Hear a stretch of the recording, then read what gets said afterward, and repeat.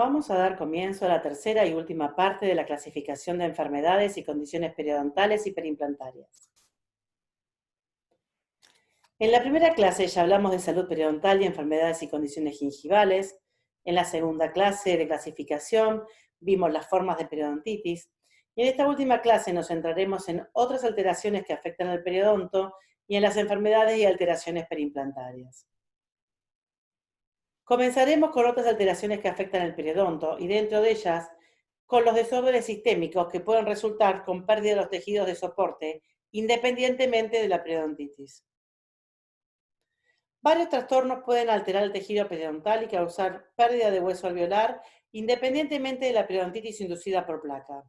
Estas son enfermedades poco comunes o muy raras. Muchas son lesiones neoplásicas que pueden imitar las características clínicas de la periodontitis. Hay que realizar el diagnóstico diferencial de estas lesiones y distinguir clínicamente entre la periodontitis y otras afecciones que afectan al tejido periodontal, que a menudo solo puede ser resuelto por biopsia. Los dos grandes grupos de patología que pueden afectar el periodonto sin presencia de biofilm bacteriano son, por un lado, las enfermedades neoplásicas, que pueden ocurrir como lesiones primarias del periodonto o como una neoplasia metastásica secundaria, y los otros trastornos que pueden afectar al periodonto son un grupo de trastornos raros que afectan a múltiples órganos y tienen una etiología idiopática, desconocida u otras causas como el cambio hormonal o enfermedades autoinmunes. Una de las neoplasias primarias que afectan al periodonto es el carcinoma oral de células escamosas, que es una neoplasia maligna que se presenta en la encía en aproximadamente el 10% de los casos. Por sus características clínicas, a menudo puede parecerse a una periodontitis localizada o a una infección periodontal aguda con enrojecimiento gingival, aumento de volumen, profundidad de sondaje aumentada, pérdida ósea radiográfica y también puede presentar ulceraciones en la encía y linfadenopatía regional. Los tumores odontogénicos también son neoplasias primarias que suelen tener una lesión temprana mandibular o maxilar localizada, que se presenta con hinchazón y desplazamiento dental. Las características tardías son similares a las periodontitis. Hay otras neoplasias primarias malignas que producen una lesión osteolítica expansiva en la mandíbula. Las neoplasias metastásicas secundarias presentan una lesión osteolítica expansiva en la mandíbula y al ser metástasis secundaria hay presencia de lesión primaria en otra parte del cuerpo. La ubicación de la neoplasia primaria varía según el tipo de neoplasia. Otros desórdenes que pueden afectar los tejidos periodontales. Comenzamos con la granulomatosis con poliangiitis, que es una vasculitis poco frecuente, asociada a anticuerpos anticitoplasma de neutrófilos, caracterizada por una inflamación necrotizante de los pequeños y medianos vasos, que produce isquemia tisular. La encía se observa con un característico rojo fuego hiperplásica y también hay pérdida ósea alveolar y discapacidad respiratoria renal. La histocitosis de célula de Langerhans, también conocida como enfermedad de Abt-Letterer-Siwe, histocitosis X o enfermedad de Hans-Schüller-Christian, es una enfermedad rara que involucra la proliferación anormal de células de Langerhans. Clínicamente las manifestaciones pueden variar desde lesiones óseas aisladas hasta una enfermedad multisistémica. Provoca diabetes insípida, exoftalmos, eczema, otitis media e infecciones del sistema respiratorio alto. Los ganglios linfáticos, el hígado y el vaso pueden estar aumentados de tamaño. Hay erupción prematura de dientes primarias, lesiones osteolíticas en los tejidos periodontales, inflamación periodontal y aumento de la profundidad del sondaje con severa pérdida de hueso alveolar y pérdida prematura de los dientes. El granuloma de células gigantes se lo considera una proliferación reactiva que puede ser central o periférico. El granuloma central de células gigantes es una lesión rara, benigna, de etiología idiopática, más frecuente en el sexo femenino y en adultos jóvenes. Se produce en los huesos maxilares, conteniendo múltiples focos de hemorragia, células gigantes multinucleadas y algunas veces trabéculas de tejido óseo. Este tipo de lesiones se presenta con mayor frecuencia en la mandíbula, pudiendo localizarse también en el maxilar superior, en el sector de los molares. Clínicamente, se puede observar asimetría facial, desplazamiento dental, reabsorción radicular, pérdida de tejido óseo, pérdida dentaria, alteración de la oclusión y trastornos nerviosos. El granuloma periférico de células gigantes es una lesión de tejido blando, no neoplásica, ocasionada por una reacción hiperplásica a consecuencia de un traumatismo o inflamación que se desarrolla exclusivamente en la cavidad oral y con una ligera predilección por el sexo femenino. La localización habitual es en la región de premolares y presenta agrandamiento gingival, pérdida ocasional de tejidos periodontales de soporte. El exceso de función de las glándulas paratiroides se conoce como hiperparatiroidismo y produce elevación de los niveles de calcio en sangre. Existen dos tipos de hiperparatiroidismo. En el hiperparatiroidismo primario, el agrandamiento de las glándulas paratiroides provoca la superproducción de la hormona, lo que da lugar a hipercalcemia e hiperparatiroidismo, y el hiperparatiroidismo secundario se produce como resultado de otra enfermedad que inicialmente causan la disminución de los niveles de calcio en el cuerpo y con el tiempo el aumento de la hormona paratiroidea. Los síntomas de los pacientes son cólicos renales y fragilidad ósea, que condicionan una mayor posibilidad de tener una fractura, debilidad renal, micción excesiva, dolor abdominal y óseo. Radiográficamente se puede observar el ensanchamiento del espacio del ligamento periodontal, lesiones osteolíticas simples o múltiples, conocidas como tumor pardo en la mandíbula, que pueden imitar la pérdida ósea debido a la enfermedad periodontal. La esclerodermia es una enfermedad autoinmune que afecta la piel y otros órganos del cuerpo. El principal efecto de la esclerodermia es el engrosamiento y endurecimiento de la piel e inflamación y cicatrización de muchas partes del cuerpo que causan problemas como en los pulmones, riñón, corazón, aparato digestivo y otras áreas. En la boca se presenta ampliación del espacio del ligamento periodontal y mayor prevalencia de periodontitis. Enfermedad de Gorham-Stout, también conocida como enfermedad del hueso desvanecente. Es un cuadro clínico caracterizado por la destrucción progresiva del tejido óseo y crecimiento del tejido linfático y vascular en las áreas afectadas. Se presenta con pérdida progresiva del hueso alveolar, mandibular, inmovilidad de los dientes y pérdida dentaria. Siguiendo con la clasificación de las enfermedades y alteraciones periodontales, dentro del grupo otras alteraciones que afectan al periodonto, nos encontramos con abscesos periodontales y lesiones endoperiodontal. Para definir un absceso periodontal podemos decir que es la acumulación localizada de pus ubicada dentro de la pared gingival de la bolsa periodontal que genera daño periodontal en un periodo de tiempo limitado y que puede ser fácilmente detectable por sus síntomas clínicos. Hay diferentes factores etiológicos que pueden explicar la aparición de abscesos en los tejidos periodontales, como la necrosis pulpar, infecciones periodontales, pericoronaritis, trauma quirúrgico o la impactación de un cuerpo extraño. Los abscesos periodontales pueden desarrollarse en una bolsa periodontal preexistente, por ejemplo, en pacientes con periodontitis no tratada o en la etapa de mantenimiento, o en un paciente que no ha tenido periodontitis. Los abscesos periodontales en pacientes con periodontitis, es decir, en una bolsa periodontal previa, pueden deberse a la exacerbación aguda de una periodontitis no tratada, una periodontitis que no responde al tratamiento o durante la terapia de soporte. En pacientes que han sido tratados de periodontitis, los abscesos pueden ocurrir después del raspaje y alisado radicular, luego de una cirugía periodontal donde se lo asocia a la presencia de cuerpo extraño, tales como membranas de regeneración o suturas, tras la ingesta de microbianos sistémicos, probablemente relacionado con un crecimiento excesivo de bacterias oportunistas o con el uso de otras drogas, por ejemplo con nifedipina. Los abscesos periodontales también pueden ocurrir en sitios sanos, y esto es debido a el impacto de cuerpos extraños como el hilo dental, elástico ortodóntico, palillos de dientes, goma dique o cascaritas de pochoclo, por hábitos lesivos como puede ser morder alambres, cables o uñas, por fuerzas de ortodoncia inadecuada o mordida cruzada, por agrandamiento gingival.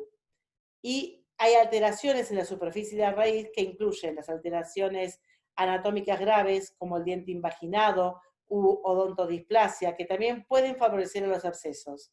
Las pequeñas alteraciones anatómicas, desgarro de cemento, perlas de esmalte o surcos de desarrollo, y también las condiciones iatrogénicas como perforaciones o un severo daño radicular como fracturas verticales o la reabsorción radicular externa.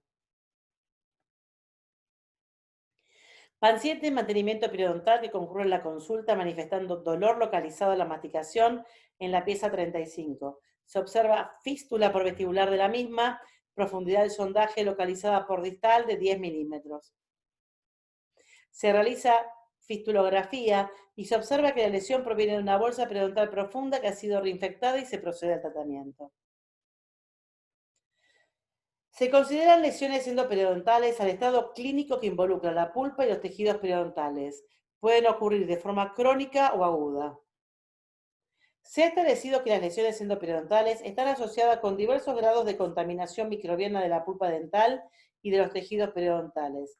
No obstante, la etiología primaria de estas lesiones podría estar asociada con infecciones endodónticas y o periodontales o trauma y o factores iatrogénicos.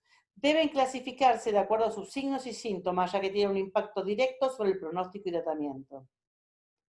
Las lesiones endoperidontales asociadas con endodoncia e infecciones periodontales se pueden desencadenar por una lesión cariosa que afecta a la pulpa y secundariamente afecta al periodonto, por destrucción periodontal que secundariamente afecta al conducto radicular, o por ambos eventos concomitantemente. Este último ocurre con menos frecuencia y generalmente se lo conoce como una lesión combinada. Estas lesiones pueden desarrollarse en sujetos con salud periodontal o con enfermedad periodontal. Las lesiones endoperidontales asociadas con trauma y o factores iatrogénicos generalmente tienen un mal pronóstico, ya que afectan la estructura del diente. Las lesiones más comunes son la perforación de la cámara pulpar o la frucación, por ejemplo, debido a la instrumentación del conducto radicular, fractura o fisura radicular debido a la preparación dental para restauraciones endorretenidas, reabsorción radicular externa o necrosis pulpar que drena a través del periodonto debido a un trauma. Este es un caso clínico de un premolar inferior, donde clínicamente se observa una restauración rígida con aumento de la profundidad del sondaje y supuración. Se realiza la fistulografía, donde se observa que es coincidente con la terminación del tornillo que se ha colocado en el conducto. Se presupone fractura o fisura radicular. Bueno, pieza 21 con una reabsorción radicular externa. Y molar inferior de un paciente con periodontitis que presenta una lesión endoperiodontal de grado 3 profunda en más de una superficie dentaria. La clasificación se dividió en dos grandes grupos: lesión endoperiodontal con daño radicular y sin daño radicular. Y dentro de los primeros tenemos las fracturas radiculares, perforación del conducto o cámara pulpar y la reabsorción radicular externa. Las lesiones endoperidontales sin daño radicular se subdividen en pacientes con periodontitis y sin periodontitis, y en ambas, a su vez, en distintos grados, según la cantidad de superficie dentaria que abarca la lesión y si es angosta o ancha. Grado 1, bolsa periodontal profunda y estrecha que afecta a una superficie dentaria. Grado 2, bolsa periodontal profunda y ancha que afecta a una superficie dentaria. Grado 3, bolsa periodontal profunda que afecta a más de una superficie dentaria. Dentro de la clasificación de otras alteraciones que afectan al periodonto están las deformidades mucogingivales y alteraciones alrededor de dientes. La condición mucogingival normal se definió como ausencia de patología, pero hay situaciones en la lista que no necesariamente se asocian con patología.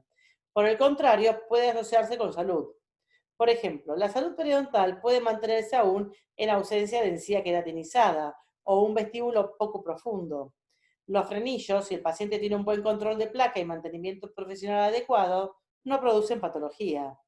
Entonces, lo que hace la diferencia para evitar intervenciones por parte del profesional es el comportamiento del paciente con respecto a los cuidados orales. Se propone una clasificación de las condiciones mucogingivales, especialmente de la recesión gingival orientada clínicamente al impacto que tienen en la estética, la hipersensibilidad dentinaria y las alteraciones de la superficie radicular en el área cervical. Toda la clasificación incluye, además de las recesiones gingivales, el fenotipo periodontal, la falta de encía queratinizada, la profundidad del vestíbulo disminuida, la posición aberrante de frenillos y músculos, el exceso gingival y el color anormal. La valoración del fenotipo periodontal se considera relevante para la evaluación de los resultados de la terapia odontológica en periodoncia, implantes, prostodoncia y ortodoncia. En general, la distinción entre diferentes biotipos se basa en las características anatómicas de los componentes del complejo masticatorio. El fenotipo gingival, que contiene en su definición el espesor gingival y el ancho de tejido queratinizado, morfotipo óseo, que incluye el espesor de la tabla ósea, y la dimensión dentaria. La combinación de estas características permite distinguir tres categorías. El morfotipo óseo, medido con tomografía computarizada, con BIM resultó en un espesor óseo vestibular promedio de 0,343 milímetros para el biotipo delgado y 0,754 milímetros para el grueso. El ancho del tejido queratinizado varió en un biotipo delgado de 2,75 milímetros a 5,44 milímetros y en un biotipo grueso de 5,09 milímetros a 6,66 milímetros. En la foto se observa cómo varía el ancho de encía queratinizada en diferentes partes de la boca. En el maxilar superior, la encía vestibular suele ser más ancha en las áreas de los incisivos y más angosta en la cercanía de los premolares. La encía queratinizada en el maxilar inferior también disminuye su ancho a nivel de los premolares.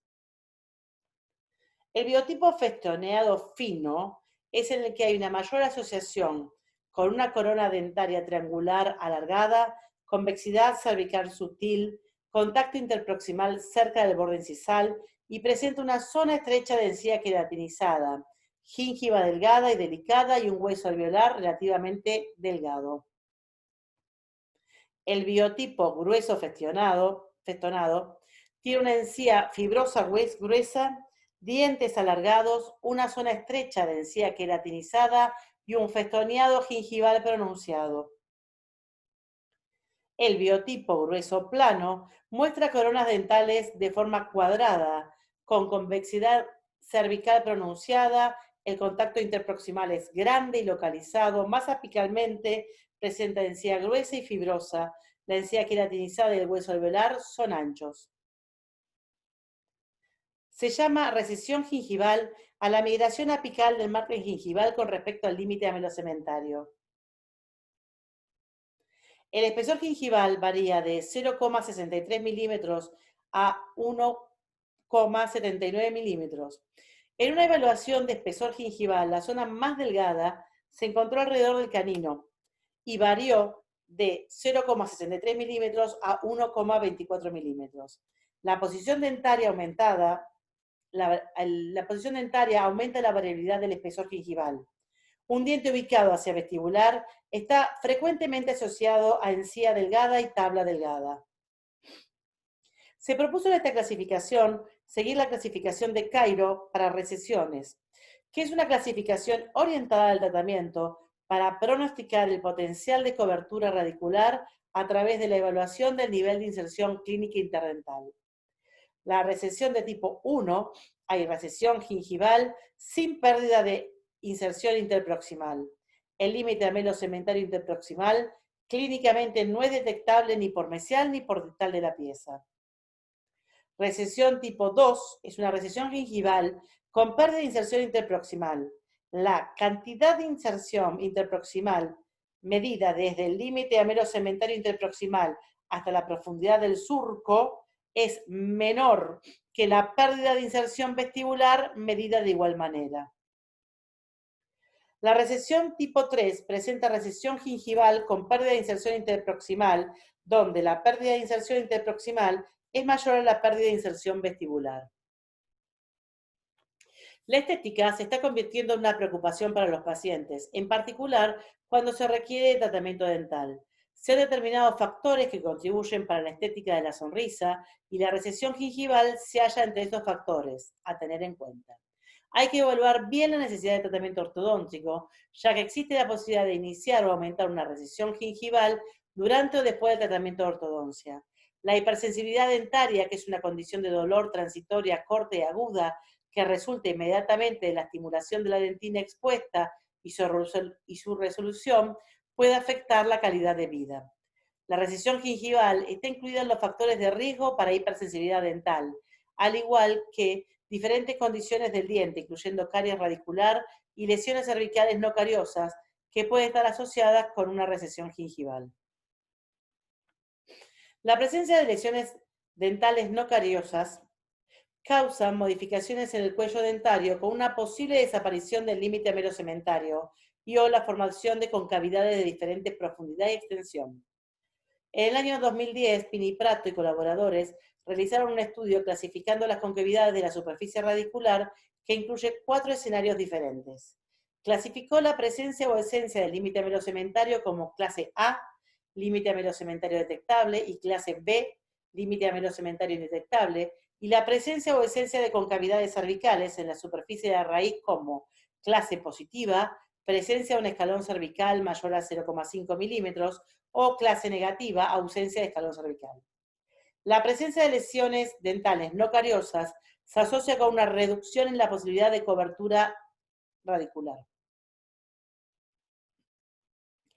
Se clasificó las recesiones gingivales, las condiciones mucogingivales y lesiones cervicales con una visión orientada al tratamiento.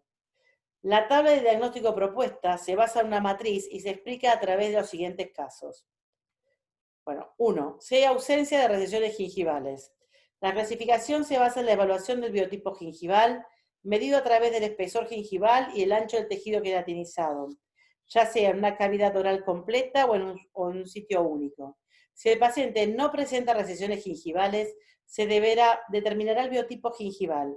Si es grueso, se mantendrá a través de buenas instrucciones de higiene oral y monitoreo del caso, y si es fino, se lo controlará, ya que implica un mayor riesgo de desarrollo futuro de recesiones gingivales.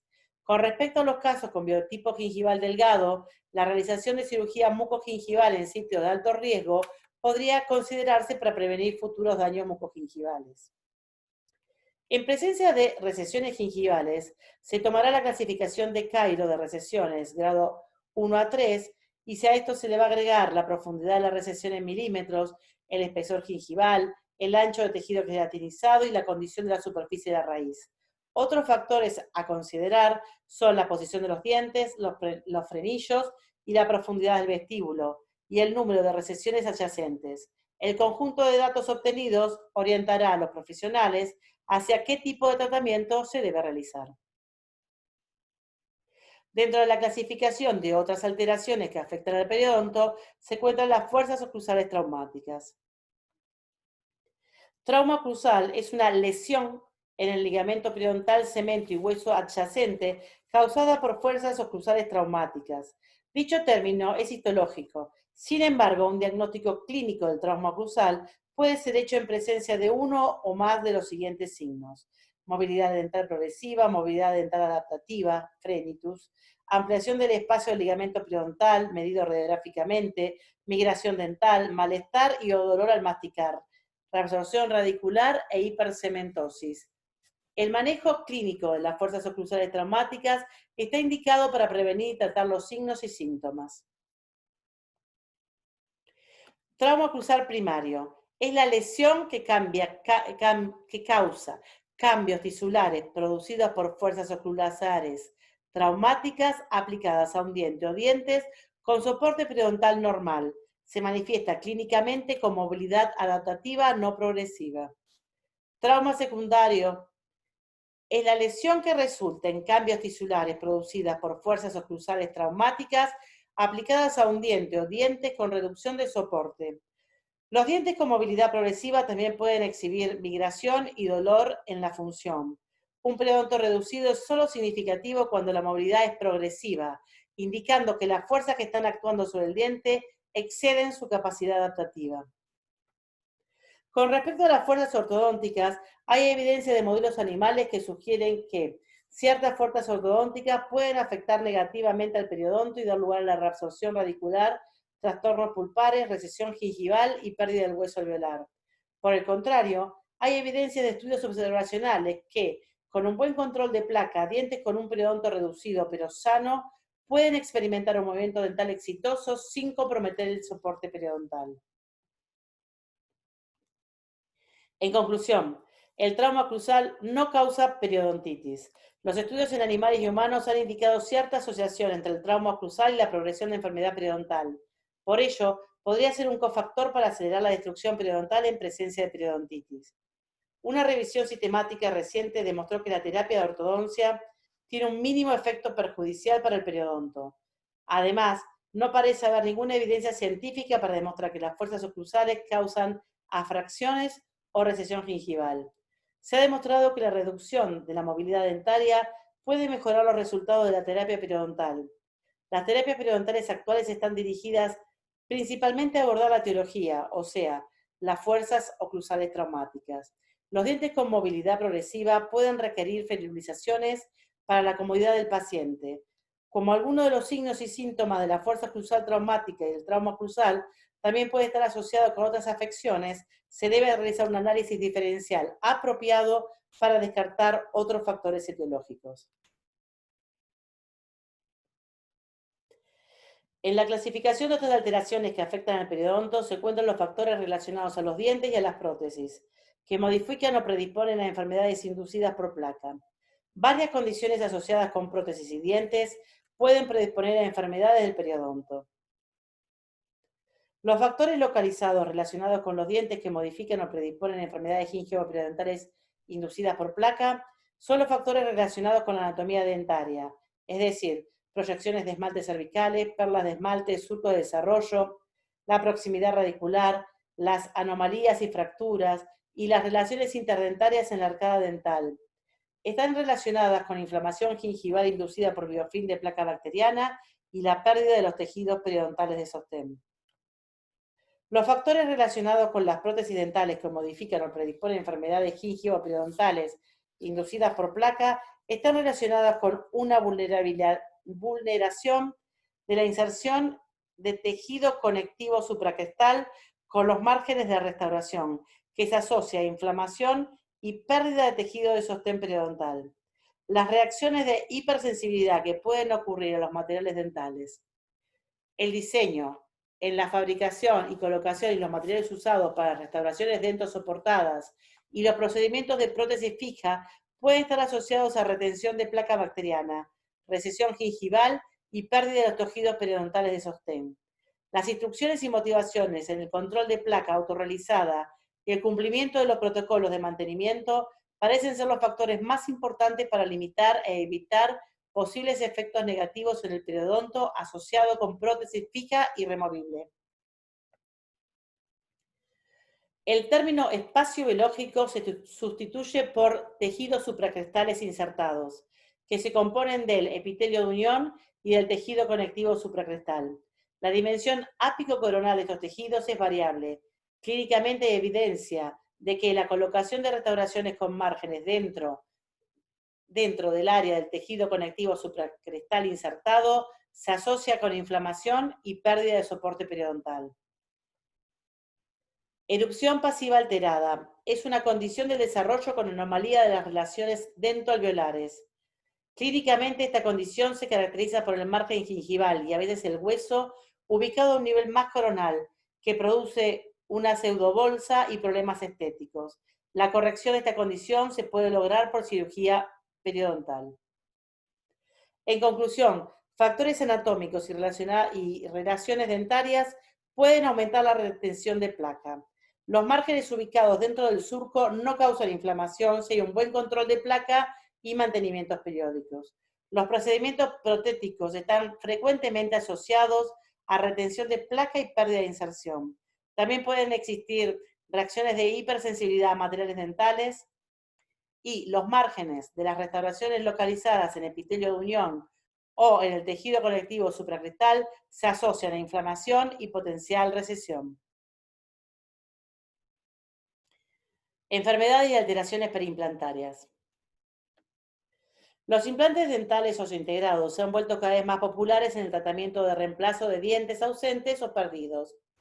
Presentan altas tasas de supervivencia a largo plazo y antes de clasificar las patologías que los afectan, definiremos la salud periimplantar.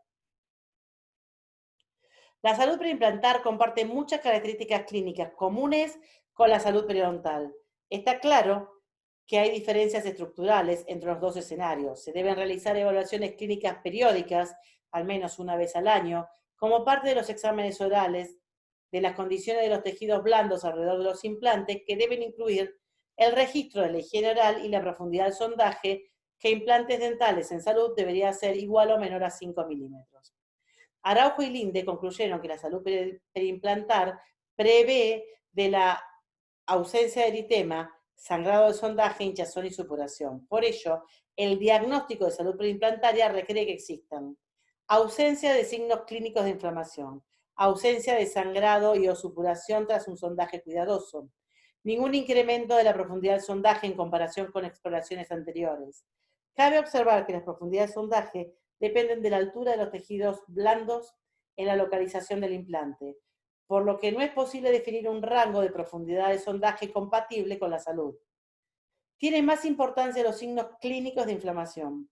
Las profundidades de sondaje suelen ser mayores en implantes que alrededor de los dientes, aunque es posible que las papilas en las caras interproximales de un implante sean más cortas que las papilas de las caras interproximales de los dientes. Hay ausencia de pérdida ósea más allá de los cambios en los niveles óseos crestales resultantes de la remodelación inicial. No obstante, puede existir salud en los tejidos periimplantarios con niveles de variables de soporte. Mucositis periimplantaria. Se define a la mucositis como la lesión inflamatoria de tejidos blandos alrededor de implantes con ausencia de pérdida de tejido de soporte o pérdida ósea marginal continua. Existe evidencia sólida procedente de estudios experimentales en animales y humanos que respalda que la placa bacteriana es el factor etiológico de la mucositis, aunque la respuesta del huésped a la exposición bacteriana puede variar entre un paciente y otro. También hay evidencia de que la mucositis preimplantaria puede ser revertida, aunque la desaparición de los signos clínicos de la inflamación puede requerir que pasen más de 3 semanas tras la reinstauración del control de biofilm. El diagnóstico de la mucositis periimplantaria debe basarse en los signos clínicos de enfermedad inflamatoria y requiere de la presencia de sangrado y o supuración tras un sondaje cuidadoso, con o sin incremento de la profundidad del sondaje en comparación con exploraciones anteriores, visualmente aumento de volumen, enrojecimiento, el tejido está blando en lugar de firme y es un común síntoma informado por los pacientes, el dolor.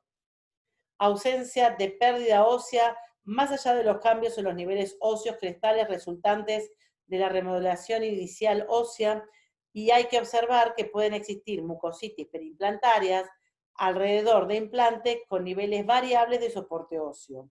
Se asume que la mucositis periimplantaria precede la periimplantitis. Los datos indican que los pacientes en los que se ha diagnosticado mucositis periimplantaria pueden desarrollar periimplantitis, especialmente en ausencia de mantenimiento regular.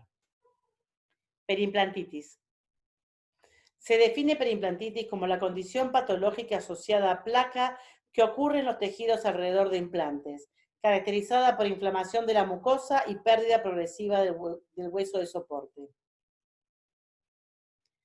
Para determinar la periimplantitis debemos realizar una inspección visual donde evaluaremos la presencia de signos y síntomas de inflamación, es decir, enrojecimiento, aumento de volumen, dolor, sangrado y o supuración al sondear, incremento de la profundidad de sondaje, características descritas para la mucositis periimplantaria, pero también se aplica el diagnóstico de periimplantitis. El diagnóstico diferencial entre mucositis y periimplantitis se basa en la evidencia de pérdida ósea progresiva en relación con el nivel óseo radiográfico después de la carga del implante. Si no tenemos registros previos del implante, es decir, no tenemos radiografías iniciales ni tampoco la profundidad de sondaje previa, el diagnóstico de la periimplantitis se basa en la combinación de sangrado y o supuración al sondaje, profundidades de sondaje de 6 milímetros o más, niveles óseos iguales o mayores a 3 milímetros apicales de la parte más coronal del componente intraóseo del implante. Deficiencias periimplantarias de tejidos duros y blandos. Las diferencias periimplantarias de tejidos duros y blandos son situaciones que pueden llevar a complicaciones y a comprometer la supervivencia del implante antes o después de su colocación. y por lo tanto puede requerir intervenciones terapéuticas.